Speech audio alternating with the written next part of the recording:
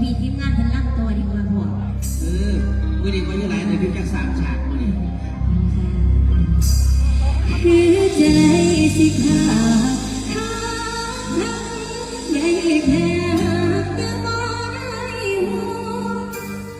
แขนบ่ได้กอดได้สวงบ่สมกับป่าอุตสาหะที่ว่าใคร